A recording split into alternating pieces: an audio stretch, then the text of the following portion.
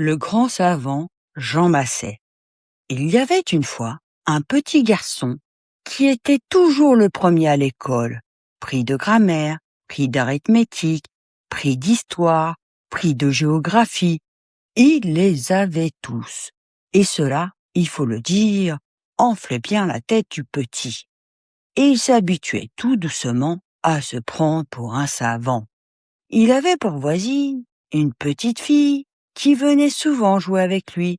Elle n'avait pas autant de facilité pour apprendre, mais c'était une bien gentille enfant, aimable et douce avec tout le monde, obéissante avec ses parents.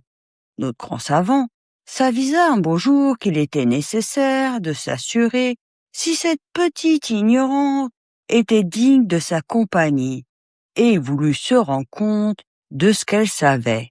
La chère enfant, étant donc venue le chercher pour lui montrer un beau livre d'images qu'elle avait reçu de sa marraine, il l'accueillit avec un petit air digne et froid. « Mademoiselle, lui dit-il, je ne demande pas mieux que d'aller jouer avec vous.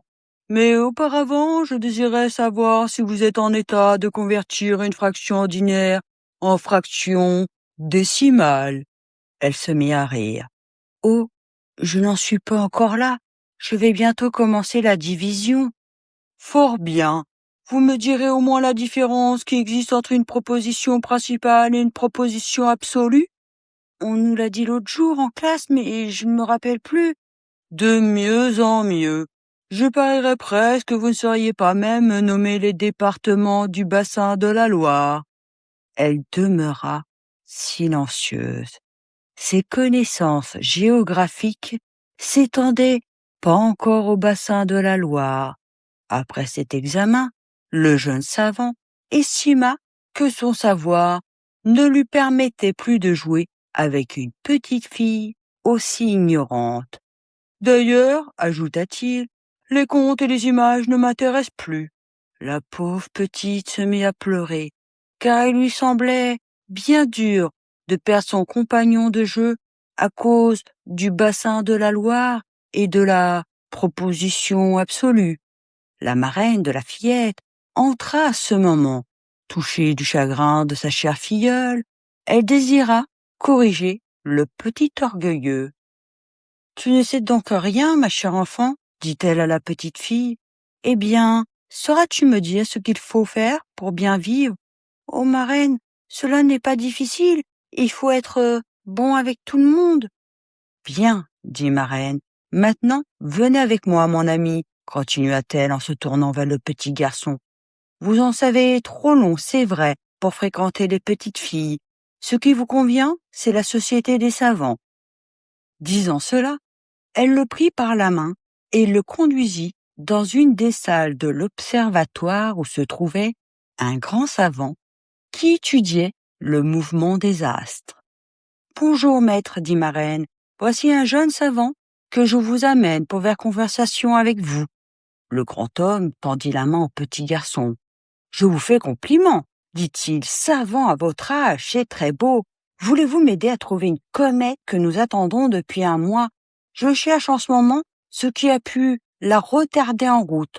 Nous chercherons ensemble. » Chercher les comètes, c'est un peu trop fort pour notre écolier qui n'est pas allé aussi loin que la règle d'intérêt.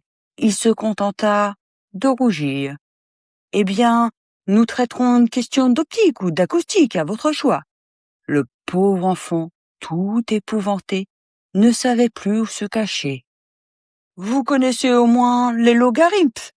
il répondit en retenant une envie de pleurer, qu'il ne connaissait pas ces bêtes-là, mais qu'il pourrait bien convertir une fraction ordinaire en fraction décimale. Le vrai savant ne parut pas surpris du tout. Marraine prit la parole. « Maître, dit-elle, il y a une petite fille qui dit que pour bien vivre, il faut être bon avec tout le monde. En savez-vous plus long qu'elle là-dessus ? À Dieu ne plaise que j'aille m'en vanter. Elle a dit tout ce qu'il y avait à dire, la chère petite. »« Allons-nous-en d'ici, dit marraine au petit garçon. Il n'y fait pas bon pour vous. » Le jeune savant fut ensuite conduit chez un grand historien, où il ne tarda pas à comprendre une nouvelle fois qu'il n'était qu'un ignorant. Maître, dit encore ma reine, il y a une petite fille qui dit que pour bien vivre, il faut être bon avec tout le monde. Doutez-vous de ce qu'elle dit là? Le ciel m'en préserve. Il n'a pas à douter de ce qu'elle dit, la chère enfant. Et ma reine, après avoir remercié l'historien, ramena à la maison le petit garçon qui avait un peu de mauvaise humeur. Et maintenant, dit la bonne marraine, embrassez ma filleule. Allez voir ces images, vous l'avez bien gagné. Le petit garçon embrassa la petite fille et il alla voir les images qui lui plurent infiniment. Les vrais savants sont modestes, les ignorants croient tout savoir. Merci de m'avoir écouté et on se retrouve bientôt pour de nouvelles aventures.